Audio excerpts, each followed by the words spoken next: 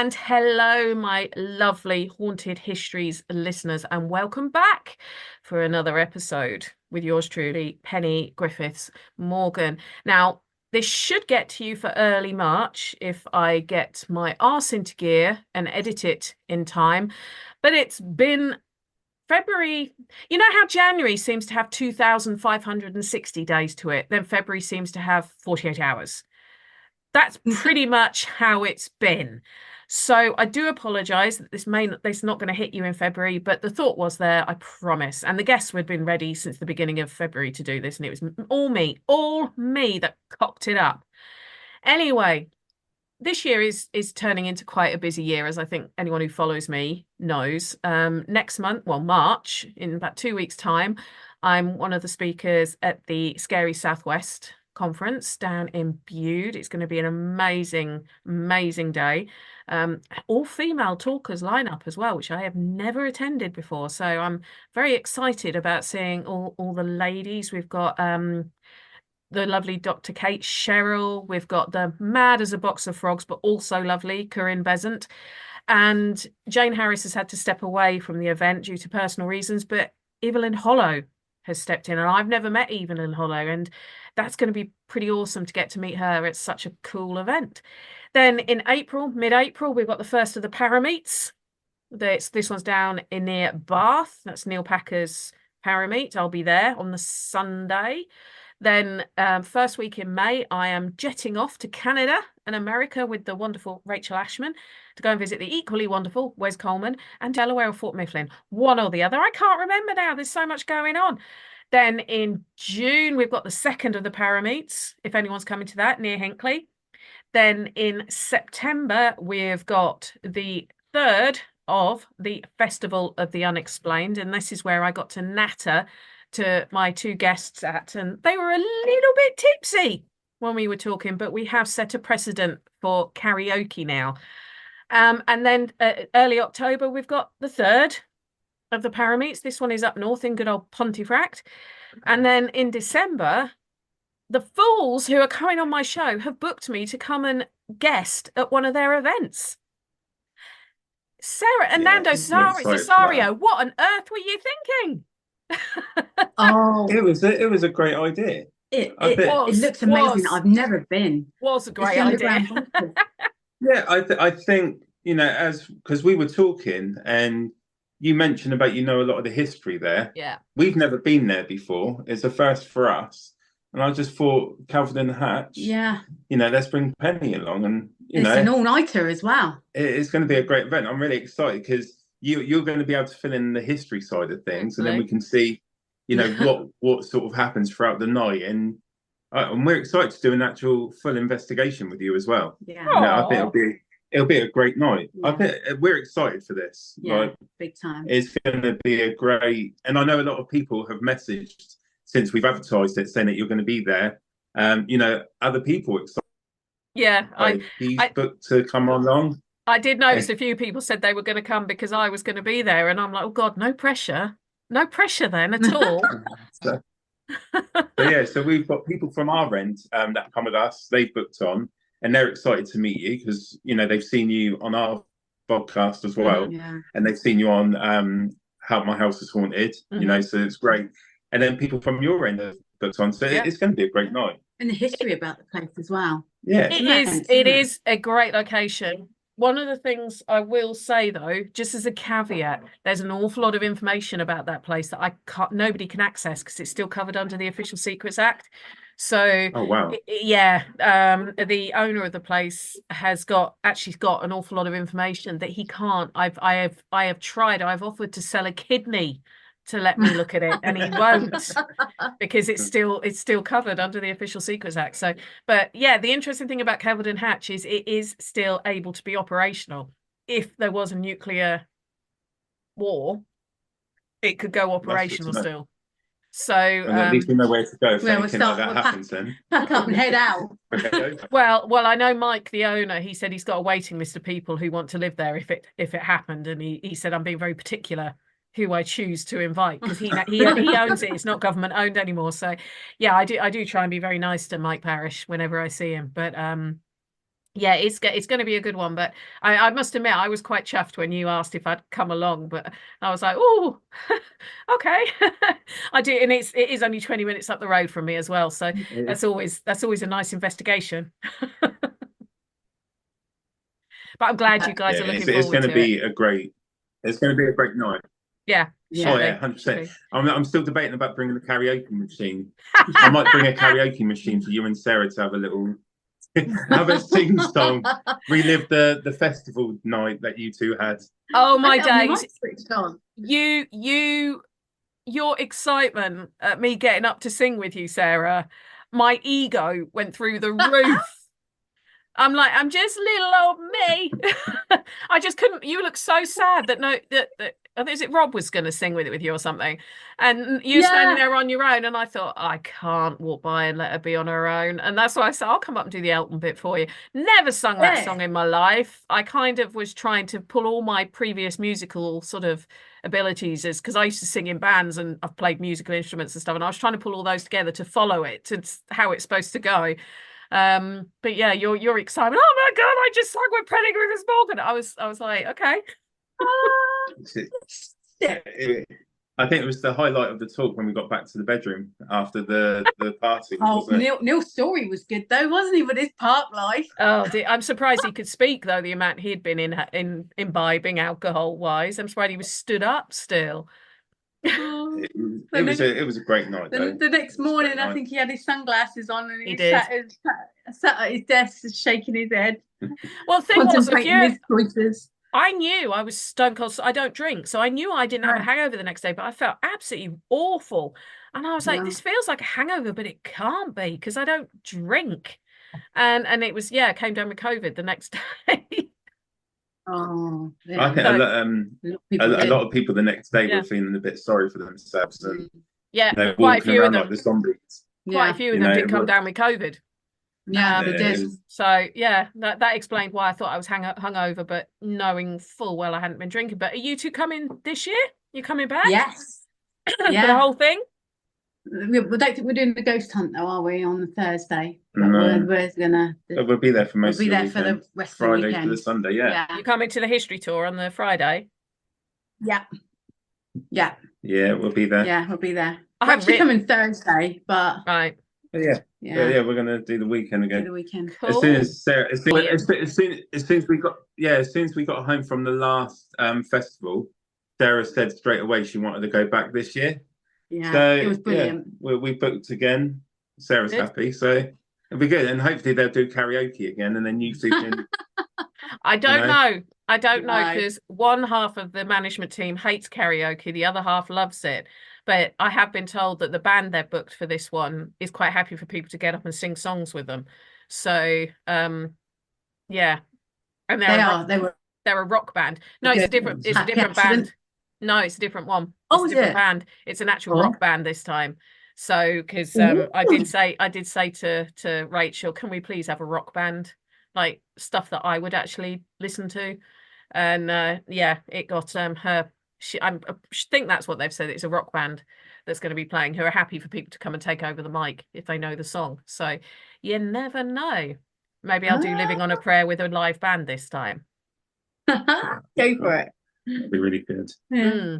So, my lovelies, we are talking about Fort Widley tonight. Mm-hmm. Yep. Now, I know haven't you got an investigation coming up there soon?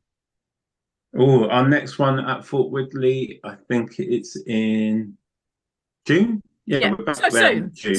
Soon. Yeah, so soon. Yeah, so we've been there, but we've been there quite a few times. It's one of our go-to places. Yeah, it's not far from us. It's only in Portsmouth, Portsdown Hill. So, but I was reading that there's actually 5 forts in that small area and 2 redoubts as well. Redoubts were the things that resupplied the forts, if anyone didn't know. That's why they call somebody say, because they're not a main, they're a type of fort, but not a main fort. But but that's just one of many in the whole Portsmouth area, isn't it? It's littered with things. Yeah, there's quite a few forts. You've got Pembroke, you've got Brockenhouse, and then you've got Widley.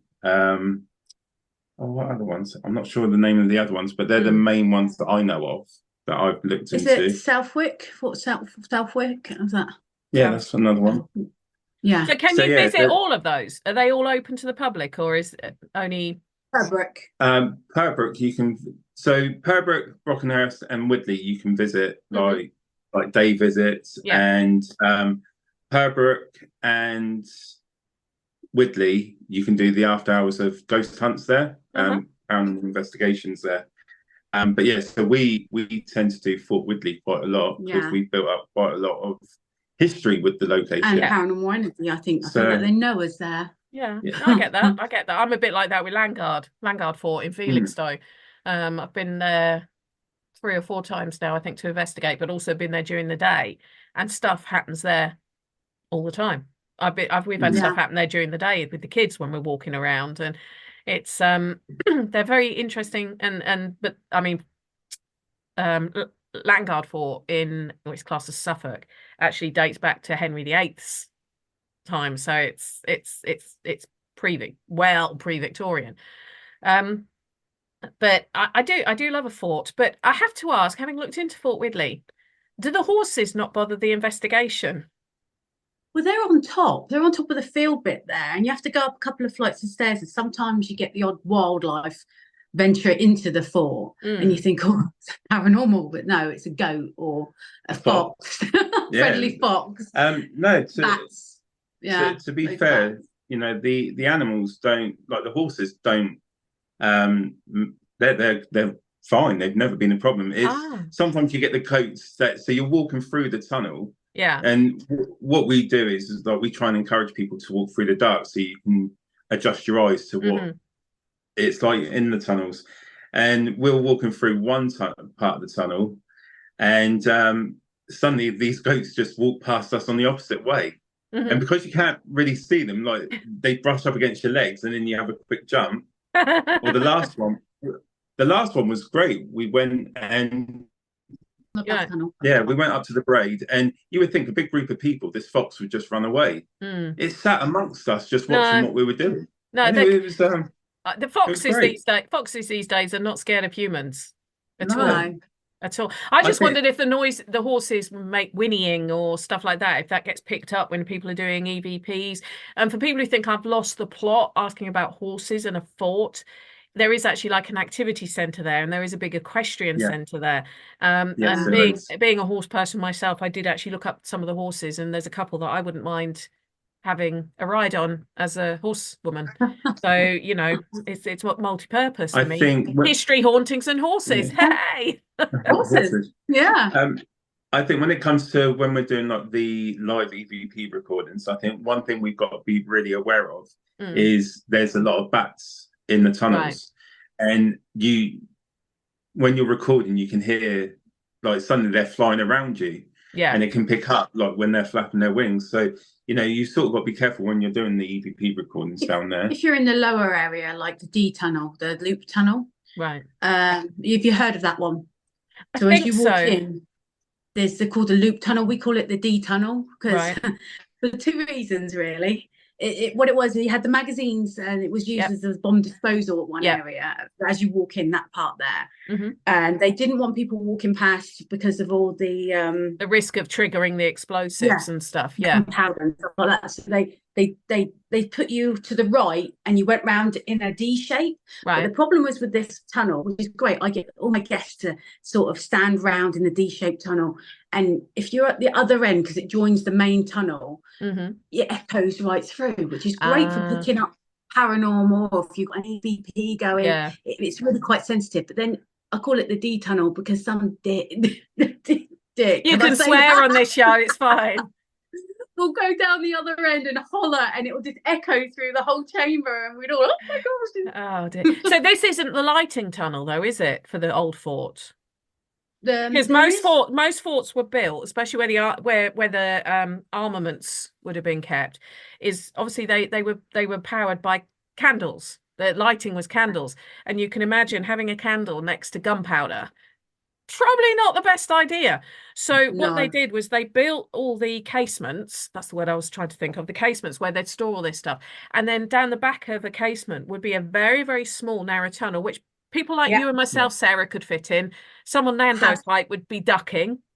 And then, so I'm not being nasty, it genuinely is that small. And then they would have a window that was open the side of the lighting tunnel, but had a glass panel on the side of the casement, so they could light the candles without risk of a flame obviously hitting the explosives.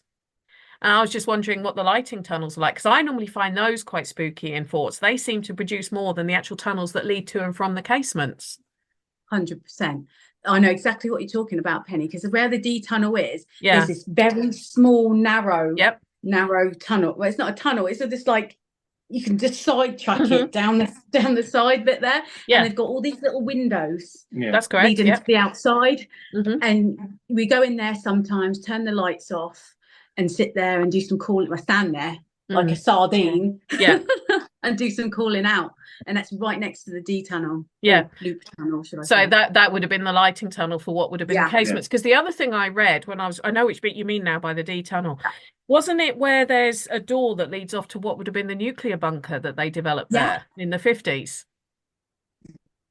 See, I've done my research. Unfortunately, you can't get in it though. That's the only thing. No, I read that. How disappointing. I would love to get in there. Wonder why it's locked up. Wonder why they don't let people in. So we've asked the question and we don't get a reply about it. So I think you get the south tunnel, the stairway, and the west tunnel. The west tunnel as well. Because unfortunately that part of it is closed off. It's weird because Dover is the same. Where the tunnels are at Dover, you can't get into. They only open it up like once or twice a year to see where the nuclear bunker would have been. And I remember when we visited there a few years ago, the locks on the bit that then lead through to where the nuclear Cold War bit would have been are brand new locks, and quite technical ones as well, like digital fingerprint-y type things. And I did say to the guide, what are they hiding in there? And he went, oh, nothing. They just like to keep it secure. But we're not at war, or we certainly weren't then. What's in there? What is in there that is so valuable? They have to have a system akin to Fort Knox. I want to know now. I know, so do I. I've asked everyone I know who knows Dover. I mean, Hazel from Haunted Happenings does a lot of work there. And she said, no, we've never been allowed in it. And I know they do allow tours of it, like twice a year, charge incredible amounts of money to spend half an hour in there. And it just makes me wonder what's being hidden. Is there documentation in there that it's secure so nobody's allowed to see? I just wonder why you can't see it when the Cold War's been over for 30 years. Maybe there's copious amounts of gunpowder still. Possibly. Possibly. Nobody can light a fag up or anything. It's woof, go. I don't know. But it does make me wonder why some of these, when you get other sort of Cold War places like Kelvedon Hatch, like we were talking about, you've got the bunker up in York that people can visit that was Royal Observer Corps one. You've got the one in Cheshire that I can't remember the name of now that you can go and visit. It just makes me wonder why some of these places, they're so locked up tight, even though the Cold War finished 30 years ago. Yeah. Strange, isn't it? Like you said, could there be documentation that could ruffle some feathers still, and they're just keeping it under lock and key? or are there people still working in there? Oh, you never Can you imagine that sneaking in there and then there's a load of people doing their job still? And makes the mind boggle, doesn't it? Does. Maybe we need to just try and see if we can find more information when we're next at Fort Widley to see why it's been closed off. It would be interesting to find out why. I would be interested to know, because like I say, the Dover one, my husband and I, when we were looking at the locks, it was like, those aren't 1960s, 1970s locks. They're modern. They're 21st century. So what's in there that's got to be kept? What are they hiding? That's my. If you see an industrial sized lock, you do wonder what's being hidden behind it. Oh, I do. But anyway, so back to Fort Widley. So Fort Widley built between 1860 and 1868. It was one of what's called the Palmerston Follies. Do you know why they were called Palmerston Follies? Just out of interest. You say no, it's fine. No, okay. no. Okay, so history lesson for everyone, because obviously this is Haunted Histories. Palmerston was Lord Palmerston, and he was the one that basically said, we need, and I'm paraphrasing here, I don't think he quite said it like this. He said, we need some naval defences because if France invades, we're buggered. And so he commissioned all these forts along the south coast to be built. And obviously France never invaded, so they were classed as follies because Palmerston spent all this money on them and they were never needed. Hence Palmerston's follies. But obviously if Palmerston hadn't spent all this money on them and France did invade us, they would have been calling him something else. So you're damned if you do, you're damned if you don't, but they do leave something quite cute, Victorian and historical for us to go and visit.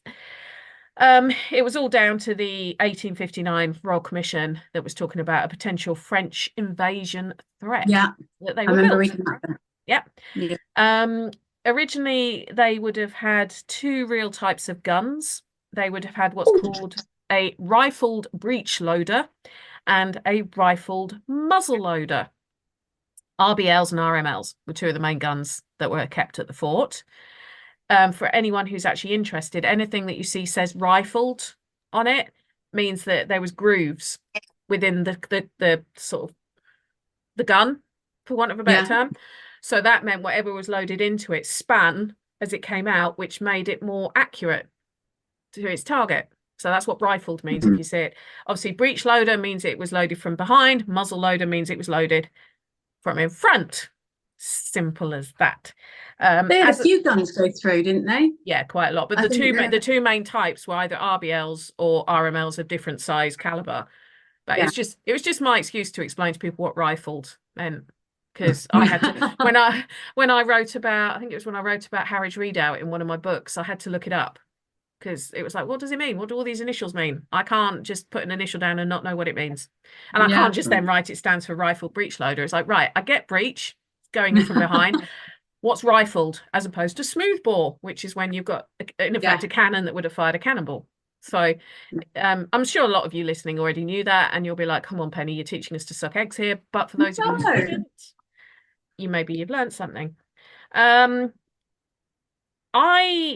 am always interested, obviously, in some of the stories that come out about these places. So what would you say is the most common ghost story about Fort Widley? There's a couple of sergeants running around. And a sergeant. Yeah, okay. There's always a sergeant, isn't there? Yeah. There may be a reason. There may be actually a perfectly valid reason why there's a sergeant running around. This picture's been taken of, I think it's in the South Tunnel in the back of a male guy that looks like he's in a uniform. There's Morse code as well, so I don't know if there's something to do with the signals. A lot of Morse codes come through on the spirit box. There's stuff that, like, speculation about a child being kicked to death by some Victorian soldiers, and that you can put your hand out and you hold his hand, but you know, you're always skeptical about things like that. There was families there, wives and husbands, and they're a whole different area. I think they had about 12 married quarters there, didn't they? So there was families down there. So there would have definitely been children down there. There would have been, especially the officers. The officers would have had quarters where they could bring their wives and children to live with them. Yeah, and I think some other paranormal stories that have been documented a few times, and people picking up sort of, evidence on investigation that sort of meet these stories, includes of Sergeant Major whistling, as a lot of locations, but in Fort Whitley, banging, footsteps heard from a former prisoner. And also there's a story of a little drummer boy who was once pursued by an officer and then fell to his death down the spiral staircase. That was Pembroke. No, this was Fort Whitley. An explosion or something from this we don't want a marital on this show. We are not having any marital arguments on this show. No, it's not domestic. That comes under Fort Whitley, the spiral staircase of the small drummer boy. Okay, well, there's sorry, go on. There's loads of stories that, some people say it marries up to Whitley, but then Pembroke's story sort of comes into the story with Whitley as well. So I think what's hard is we're going off different stories of what we've heard. Then we're trying to put it into, let's see what comes out in the investigation. Yeah. And I think the possibility is where they're so close together as well. Yeah. And they were connected. There could be a crossover there. That's where you don't want to fantasize about what the events are. You want it to come through on its own. So if names come through on the spirit box and things like that. Sergeant, I have something to help you out with that one. Oh. I mentioned to you off air there was a murder connected to Widley. Yes. In June 1893, Sergeant James Robinson had reported one Private George Mason for just not doing what he's supposed to do as a soldier. They were members of the 3rd Battalion, East Surrey Regiment, and he'd put him on sort of extra duties and confined him to barracks for a week and everything else. Well, 19-year-old George, don't think he was too happy with this. And the regiment had gone over to the shooting range, which is very near to the fort. And he had turned round and killed Sergeant James Robinson at point blank range with his rifle. In fact, what he said to him was, "Now I am level with you." And he shot him at point blank range. Now, he was taken back to Widley, where he was based at the time, and put into, in effect, the cells that they would have had there. Sergeant Robinson was in his mid-30s. His body was taken back to Widley as well until someone was able to come and claim it to do a post-mortem and all of those kind of things. So that could explain the sergeant. It could explain the picture actually in one of the rooms as well, because I could have been waiting and being in one of the cells. Yep. Now, George Mason was tried in court and found guilty of basically blatant murder. He tried to use an excuse that his family suffered with hereditary insanity, so he didn't know what he was doing at the moment of shooting the sergeant. Apparently the judge threw that out and said, no, that's a willful act of murder. And he was hanged on the 6th of December, 1893 in Winchester by James Billington. And he was 19. Wow. Jeez. Wow. It all got pieces together, doesn't it? Yeah. It does. And then there's another story that I've been told by one of the historians that was there one night that we were there, of a tale of a female prostitute who came to the fort and, to visit male soldier occupants there. And the story is that she was raped and murdered there as well, but her spirit still lives on within the location of Fort Widley as well. I didn't find anything about something like that when I was researching it. I'm not saying the historian it's wrong, but I personally didn't find that. But the other story, I found 2 other quite interesting stories that I thought, one of them's a death and the other one isn't. But in September 1919, William Arthur Dimmack was sat on one of the parapets and the bricks gave way and he fell to his death. Wow. He was it's the Royal Army Service Corps he was a member of. But the story that I found that I thought was quite amusing to do with the fort was to do with a German. Apparently in 1910, I don't know if you've had any German things come up. Yes, German on the spirit box come through. Yeah. In 1910, Lieutenant Siegfried Helm, who was a German who was visiting the UK. Supposedly he'd made friends with a woman who lived in Portsmouth, and he'd come to visit her. He was found sat on the kind of, I suppose, the dockside, whatever you'd call it, sketching the fort, making quite copious sketches of the fort. And when he was arrested and his sketchbook was confiscated, they found sketches of other very important forts in the Portsmouth area. And he also had an ordnance survey map, which he had marked on where all the forts were. He was arrested and charged with spying, which he denied. But then the girl he'd come to see said it was weird. He only ever wrote to me and asked me about the military installations where I lived. Wow. Brilliant. So yeah, so that I thought that one was quite amusing. It's like, talk about trying to sort of, no, I'm not really passing this information back to Germany. No. But yeah, the fact he had an ordnance survey map with all the different installations marked on them, and he'd started sketching them, and the sketches he was doing of them were ones that you couldn't see easily. He was like almost blueprinting the forts. I think he's telling porcupines. I think he might have been telling porcupines. But yeah, so I thought that was quite funny. I found that one quite interesting, actually. I thought that was quite funny. But yeah, there have been a couple of deaths of soldiers attributed to Widley. Apparently also when they were digging out the tunnels, because they're dug out of chalk, aren't they? One of them did collapse as it was being dug, and as some of the workers died. But yeah, there's definitely a reason why a sergeant would be at Widley. So his name was James Robinson, and the guy who killed him was called George Mason, which you might find interesting to use as a trigger next time. Yeah, when their names come through, I think we've had a William come through. And George will ring a bell as well, but it'd be nice to have those like last names, especially if they're doing the Ouija board or something like that, or you get someone come in that. Well, William was the young private who fell off the wall, William Dimmock. Yeah. Wow. Yeah. So, I love the fact that it's Victorian age as well. So you had the redcoats, and were they like the South Lancashire Regiment there? They were redcoats. There was loads of regiments based there. A lot of them. The reason that the Victorian soldiers did tend to wear red coats was because then if they got injured, people couldn't see the blood, and so therefore they wouldn't be disheartened.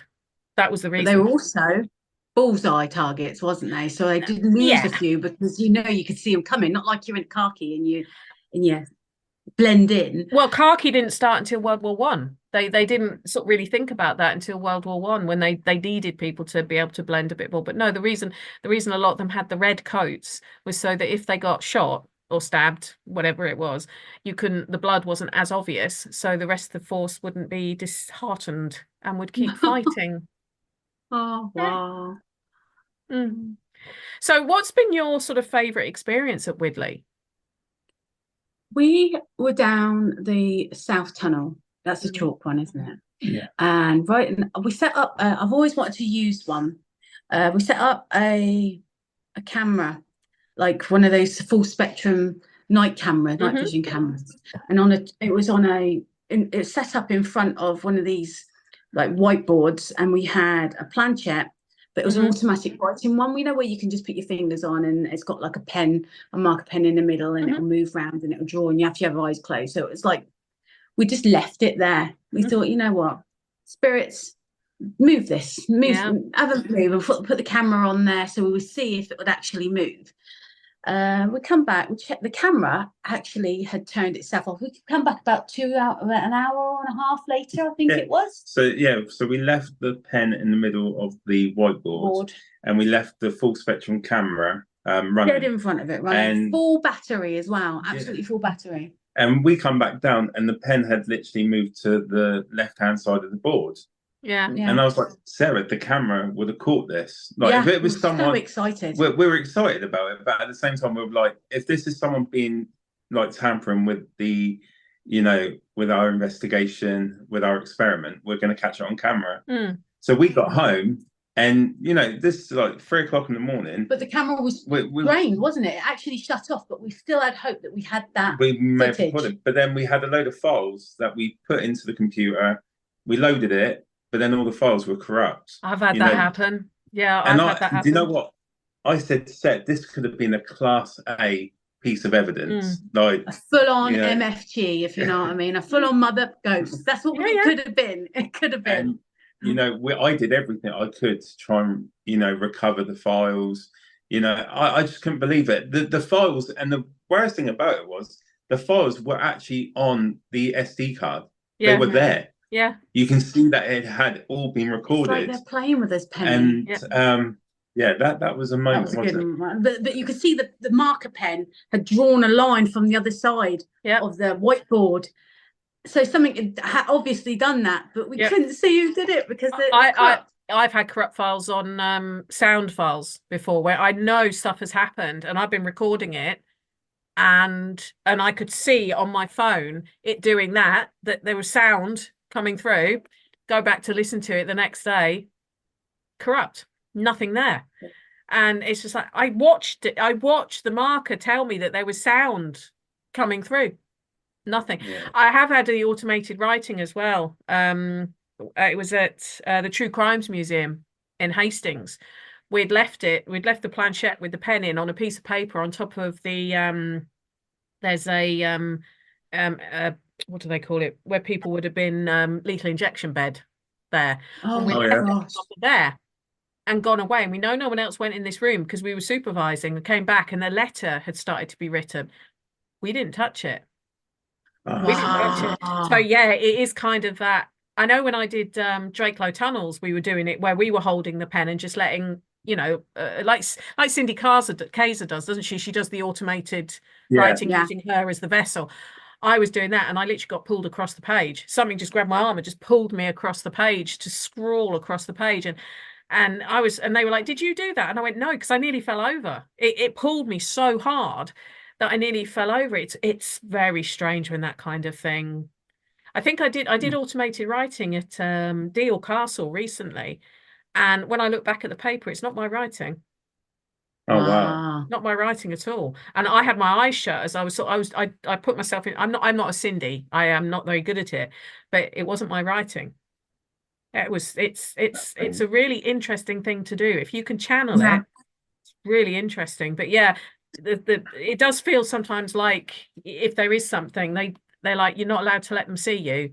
So whatever's going on, or it could be the energy they're manifesting corrupts electronic files. Who knows? I think I spent a good few days trying to figure out what could have caused it. Because I looked at the camera, I looked at everything, and it was all good. And to have the files there, that was the most disappointing because for me, I'm more technology based. I try and capture as much. I rely on my EVP recordings. I rely on my cameras when I'm recording. Because that's the only way that I'm going to really be able to pick stuff up. And it was one of those moments. Do you know when you're in a sweet shop and you got that excitement because you can go around and pick any sweet that you want? This was like having your perfect sweet, and then realise you left your purse at home. And then you've got home, you've been naughty, and your parents have taken your sweet away from you. That's what it felt like with these files. It was like I had the perfect piece of evidence, and then someone's taken it away from me, and it was. But it just proves, it validates that there is something there that is able. There's a form of energy that is able to manipulate equipment that we use to this day. So that was great in itself. But for me, one of my personal favorite moments, we had a gentleman join us on an actual event, and he was a skeptic. He didn't believe any of what we were doing.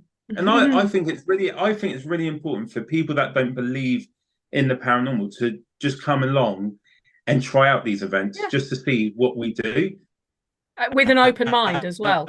And he didn't believe in any of the paranormal. And he come up to me and goes, "Am I right to be here?" And I was like, "Yeah, it's fine." And I think this is great for you because then you can see what we do, because we take great pride in the way we investigate and how we show people. And he was like, "Yeah, I'm just here for my missus and her mum." And I was like, "Just enjoy it." To I think we're in the North Tunnel, one of the back rooms, and we started doing a spirit box session. And we know with the spirit box session, basically, it is sound waves that spirits are meant to be able to manipulate the sound waves of the radio connections there. Yeah. Well, we were there, and we started getting a very strong male voice come through. The first thing it said was, "I'm here." It said the lad's name. He goes, "I'm here." The name, and it just turned into one of the most beautiful moments because he was like, "I'm still here with you, son." And we're trying to work out. Like, okay, if anyone can relate to what's being said here, please speak up because we couldn't figure it out. And then all I saw in the corner of my eyes, this guy was standing in the corner, and he like sort of put his hand up, and I was like, "Is this for you?" I was like, "Okay, do you want to continue or do you want to move away from it?" He was like, "No, I'll continue." And I kid you not, the message to his son was, "I know things weren't right, but I'm proud and I'm still here with you. Oh, wow. And the lad said to him, he goes, if you're really here, Dad, do something. And as he said that, the man shouted out, goes, something's just touched me on the back of the head. And as he said that, the spirit box turned around and goes, that's me. Wow. And then he mentioned his partner's name, and he mentioned his sister's name as well. But what was amazing, when we went on our tea break, you know, he sat there and you see the emotion come over him. And, you know, at the end of the night, he come up to me and goes, look, totally respect what you guys do. That was nothing more than amazing. Oh, wow. You know, he went away. And I think for me, that was beautiful because, you know, you get a lot of these people that don't believe and can be quite hurtful with their words, their chosen words towards what we do. But then he respected it. He had an open mind, and you know, and he got the best message ever. 8 people there as well. There was. The message was very clear, and it was saying his name, his partner, and the father never actually met his partner. He died before he got with his partner. So how would you know, anyone that is skeptical out there, how would a spirit know the partner's name? Yeah, if he never met her, you know. I bet he didn't expect to see him down in Fort Widley, though. No, but you know, when you know, going back a little bit to what you said about people making comments about you making people laugh, you know, how many times are you standing in a location and nothing's happening at all? You know, so you need to do something to generate positive energy. Yeah, generate positive energy and encourage them to come forwards. You know, and how many times does something happen when you're there just having a general chat? Yeah. And then suddenly something paranormal starts going on. I get my guests to share their experiences, and then when they're talking about it, someone usually gets tapped on the shoulder or they want to join in. Yeah. But there was a young couple, a youngish couple that come, and we're like, look, what we do in this room, we sometimes get reports of stuff happening. Would anyone be willing to lay on the bed and see if anything happens? We're very vague. Yeah. And this lady goes, yeah, I'll do it. Anyway, so she's laying on the bed and we start doing our usual, like calling out and seeing if anything comes through. And again, another woman reports about this hand, felt like she had a hand riding up towards her thigh and everything. And her partner, honestly, I don't know if it was something in, like, do you know, like some people say that energies in the room make you change as a person? But he sort of just got up and just left the room. Like, and he was quite jealous. He felt a bit jealous about it and angry. We made him sign a disclaimer, so no suing was involved or anything. You never know. Maybe she had an affair, or in real life, and he. You just never know what's going on behind closed doors. But now, Fort Widley. Do you know what I would love to do at Fort Widley? No. I don't know if it's possible. Is camp there for the night. Like, they've got a campsite up on top, haven't they? That would be very cool to do. Like, do the investigation and then camp there. I'd like to reenact a march there to see if I could trigger off. Yeah, we could do that. Yeah, we could. When are you coming down then, Penny? You're saying we're going to do that. When are you coming? No idea. It can't be June because I'm a little bit busy in June. No, maybe next time you book the place, we'll see if we can sort something out. Because definitely. We could rent out a private investigation. Yeah, just all of us. That'd be great. Yeah, maybe we should look into that. Yeah, but I do love me a fort. I do love me a fort. The fort I used to go to as a kid when we were on holiday, and I never know how to pronounce it. Is it Nother or Noth Fort? Nother Fort, the one in Dorset. I know you're. It's spelled Nothe, but because I think North Fort. You know the one I mean, anyway. We're going there at the end of the year. Yeah, I used to visit there every year as a kid with my parents, because we used to take the caravan down to it was between Dorchester and Weymouth we used to stay.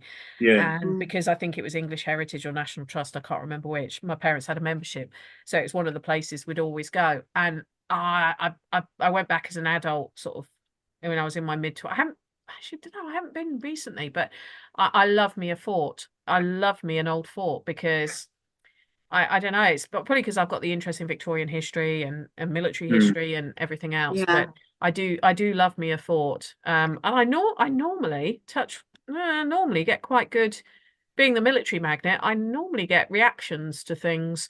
So I'm sort of setting myself a really strange precedent there. But no, I do normally get quite good. And when I did Fort Horsted a couple of times, things were kicking off quite well. That's where I got the recordings corrupted. That I know we picked stuff up on them, but they corrupted. So they took the sweets away again. They took the sweets away. the bloody sweets away. Yeah, the sweets. And I hadn't even been. I hadn't been naughty or anything. Oh. And I think they just looked at me and they went, "No, you're getting too chubby. You don't need these sweets this week." But yeah, they took my sweets away. It's great because they must know. It shows intelligence from the spirits. That, to me, with what we had at Fort Widley, where the camera and the files were all corrupted. For me, that's an indication that the spirits know what they're all teasing. No, what I think is I'll draw a line on this board. Sugar. I've given them a bit too much. Yeah. And they could potentially see what I've done, and they know what they're doing. It's like it's like a game of mousetrap. You're trying to trap the spirit to prove, that they exist and show the evidence. And when you get it, like I keep saying, they took the sweets away from me, and.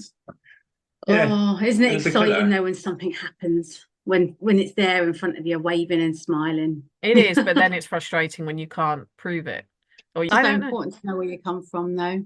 I think so. I was looking around the graveyard the other day. I don't mean this in any disrespect, but I said to Nando, when I'm dead, just scatter me somewhere, because I'm the same. In 100 years' time, no one's going to know who I am. You're just a DNA link. I mean, one day, I think my great-great-grandchildren might say that I had a brown grandma from half Philippines and an Italian granddad, but maybe that's all they'll ever know of me. Yeah. But when you dive deeper, like you have, and you've got all that information about a person, and it all unravels. I think it's good to know, isn't it? Yeah, I think so. I mean, I'm the same. I just want my ashes scattered out the back of an aeroplane. Yeah. I've already told my husband this, but I like going into graveyards because I find them peaceful. I do find them incredibly peaceful. I this whole thing that they're spooky and haunted, I find them the least haunted places ever.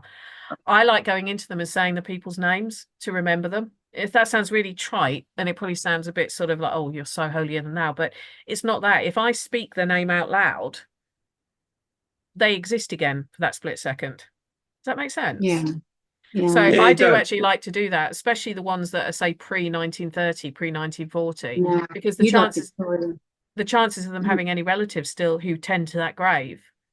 Yeah. What would be great then, Penny, is if you was to come down, there's a graveyard that predates like Victoria Country Park. No. What about the one in Southampton? The Titanic one. The ones with with all the Titanic ones in Southampton. But Victoria Country Park is a military hospital. Right. It burnt down. Florence Nightingale was there, and that's up the road from us. And they got a big military graveyard at the back with people from all over the world, and that would be right up your street. You can actually go. We could do ghost hunts in Victoria Country. The hospital there. You want me down for the whole week? You want me down for the whole weekend? No, I think it's getting to that like, why don't you just come down for the weekend and we'll take you to a few places that we got the New Forest as well, haven't we? Oh, I've been to the New Forest. I've been to the New Forest on many an occasion. That's something I have done because of a horse link and stuff. But I must admit, military graveyards I do find haunted. Yeah. In my experience, when I did some of the World War II ones in Normandy in France, I actually had to sit down for a while because I was having so much stuff thrown at me, literally thrown at me. I think I walked past one grave and my husband said it suddenly looked like someone had hit me in the like I'd been shot. He said you just look like buckled over. And I was in pain. It did. And when I looked up the person whose grave it was that I touched and felt like that, and yes, he'd been shot. And I could hear sobbing behind me. I could hear people saying, "Please tell my mum I'm okay." I could hear and I'm not psychic, but the amount. So it does seem to be that military graves, when people have died violently, you've got a strong connection somehow. When it comes to military backgrounds and. Yeah, I did actually. I remember I sat in this graveyard. There's like really nice like areas you can sit just to contemplate stuff. And I remember because it's a Commonwealth War grave one, and they're beautiful graveyards. The way they keep their Commonwealth War graves keep theirs are just so respectful and beautiful and everything else. And I remember I was sat in this thing just crying because I couldn't help myself. And I remember Wayne saying to the boys, "We're walking back to the car. Leave Mummy for a bit."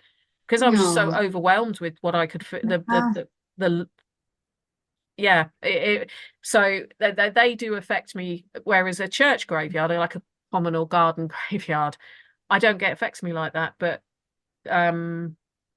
military ones, yeah, some of them, not all of them actually. The one I visited in Crete, I didn't get affected as badly as Normandy, but it's strange because I'm not psychic, but it's a sometimes traumatic experience, Do you probably. think it is though? Like, you know, people say about how you open up that third eye and things like that.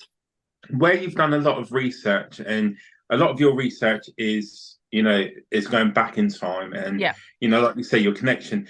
Do you think that that research, where you've read so much into it, and you're taking so much information about people's life stories from history, you've opened yourself up to that world, and possibly, and I mean, actually, you have more abilities than you realise because of how, you know, how passionate you are about what you're writing and the history that you're looking into. I think you're a soldier in a past life. Possibly. I don't know, or a nurse even, or like a Florence Nightingale. I don't know. I genuinely don't know. I mean, I and remember, I'm actually interviewing you two, not the other way around. But I just enjoy this discovery. I enjoy the research. I enjoy, like, the facts I found out for you about Widley.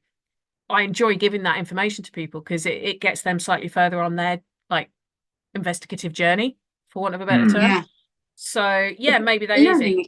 Maybe I learning experience. Yeah, maybe I have opened myself up. I mean, I know that when I do help, it blows me away that I hit gold, strike oil for them every single time with the most weird stories I find for them, and yet somehow it fits. And I don't know how that works, but it does.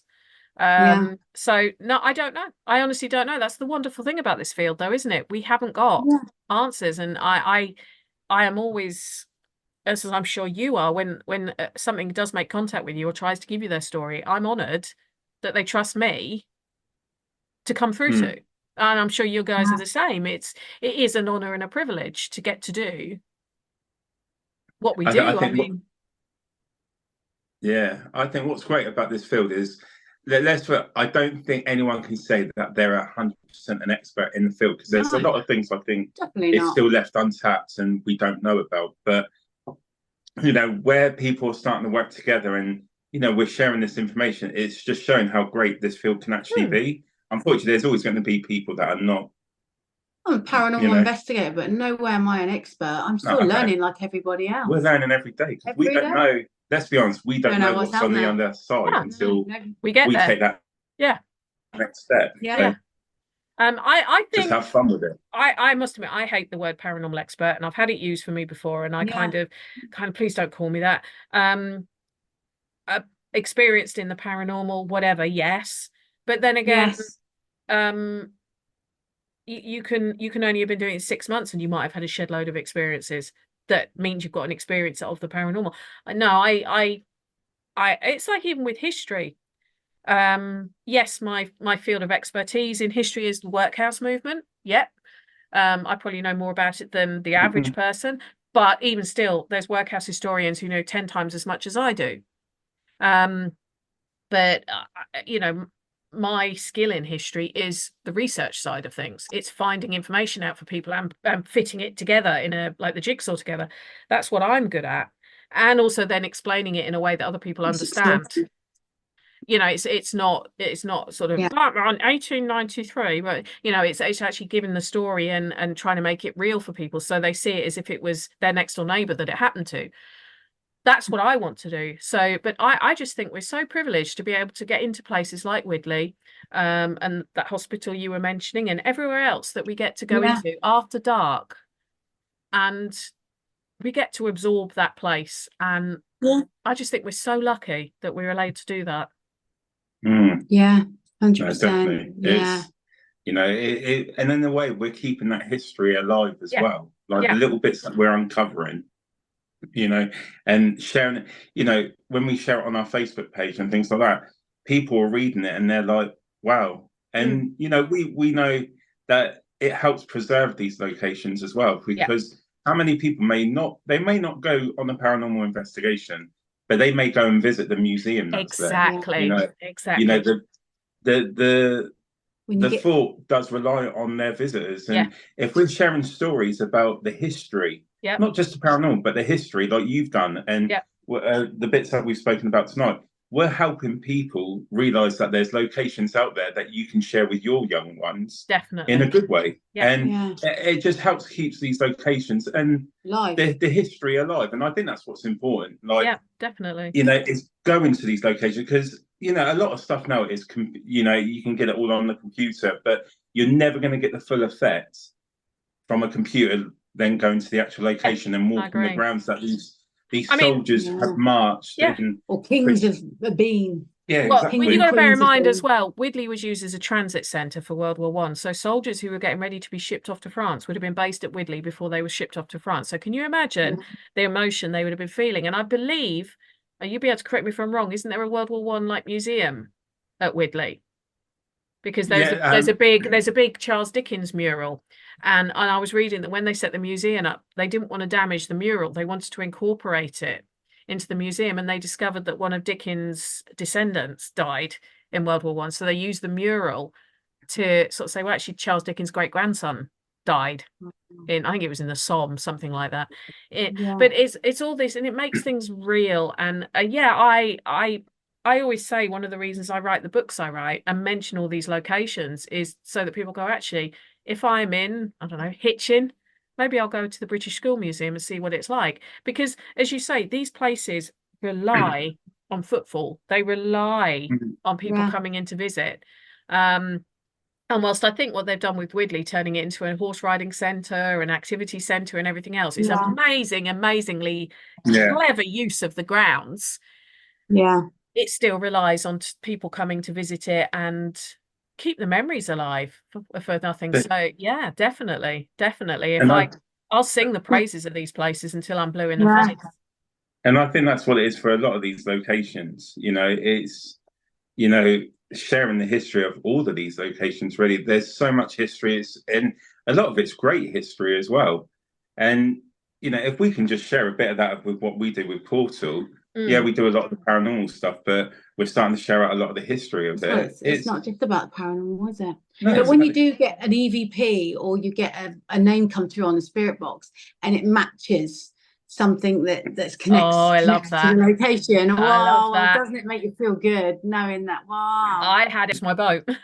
It's great just to get the little bits, and like we were saying, like you used, you know, the example of Bill and Ted's Excellent Adventure.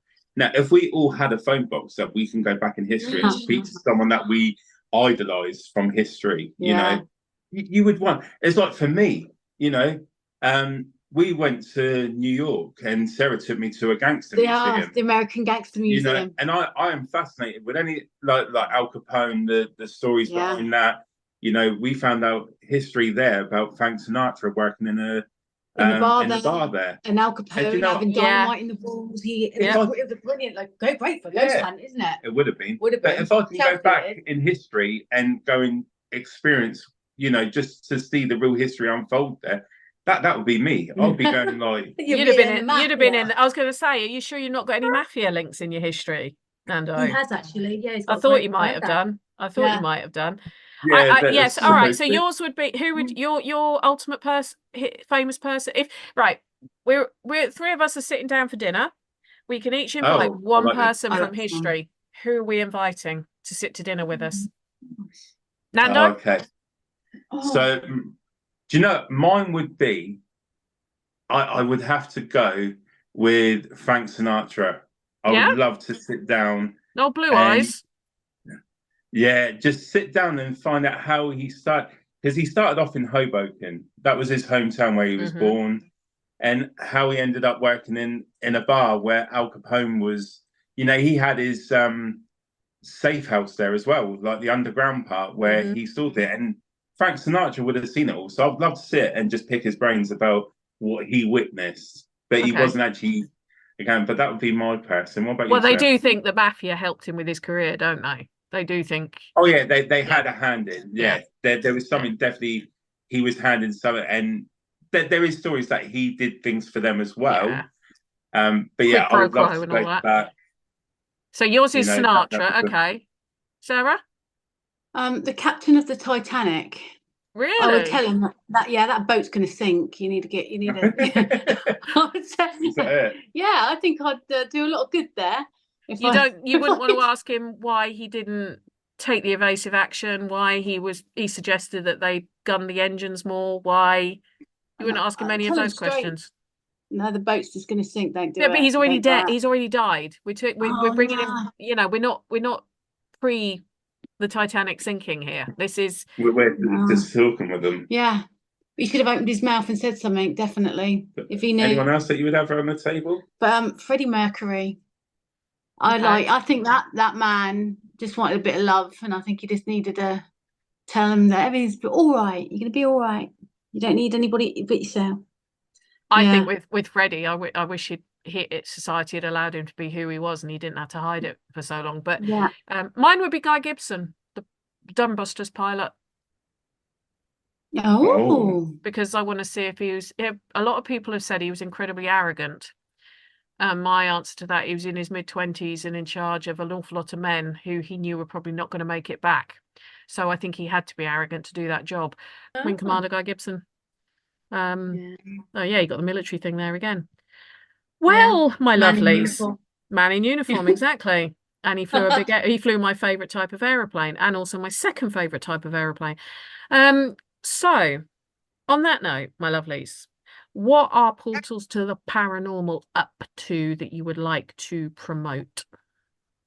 Well, I think for people that are listening, you know, as we've mentioned, we will be doing an investigation at Calverdon Hatch, and Penny will be with us.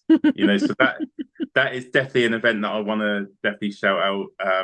You know, so if you want to get to know the portal team, we would love to see you there, and also an evening with Penny as well. It's going to be a great laugh, and that's the 14th of December. But we've got loads of other events on, haven't we? If you check out our website at www.portaltothe.paranormal.co.uk. But yeah, wonderful.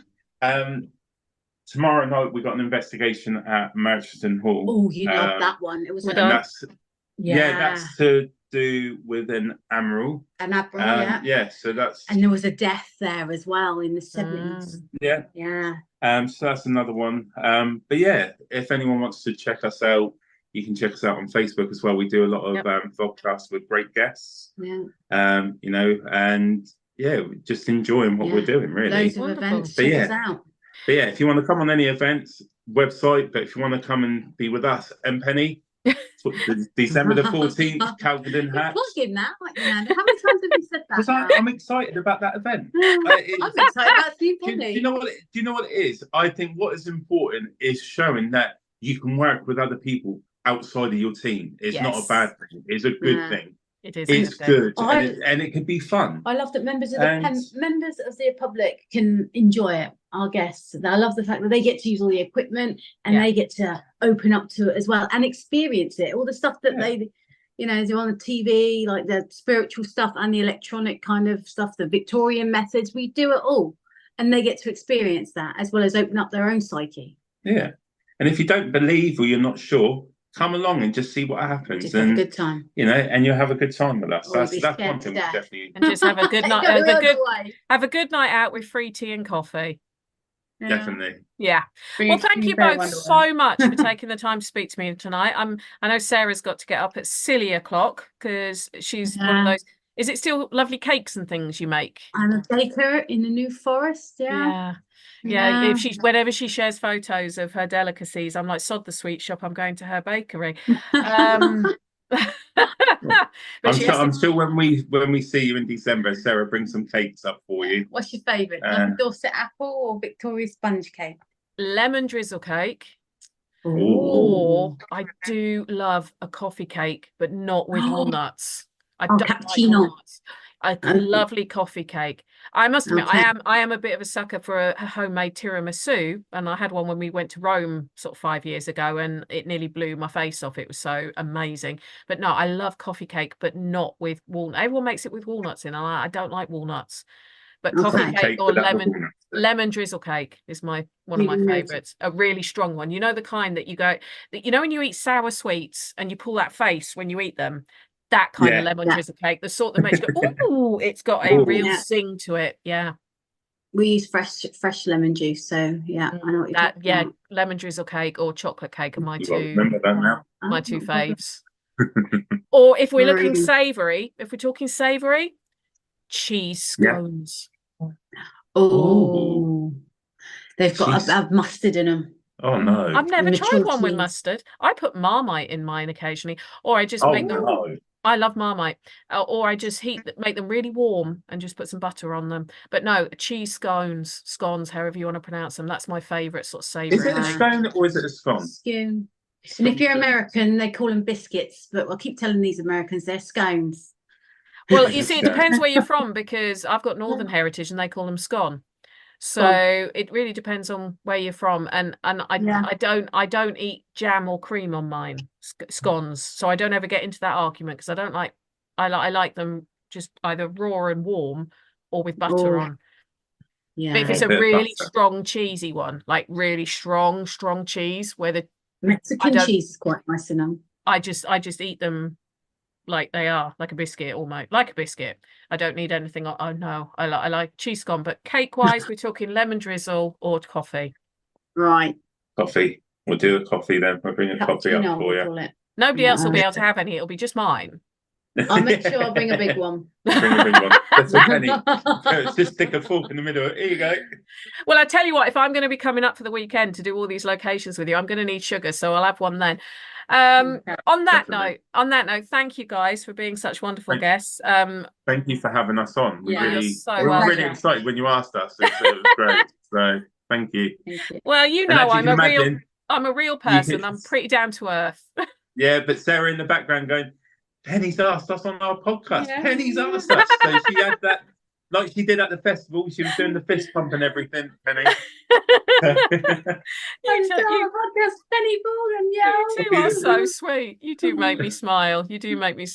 Well, on that note, I'm sure everyone go out and check out Portals to the Paranormal. They are a lovely crew. Even if one of their members bailed on us tonight, who was supposed to be on the show, I'll let him off. I'll just tug on his beard or something next time I see him.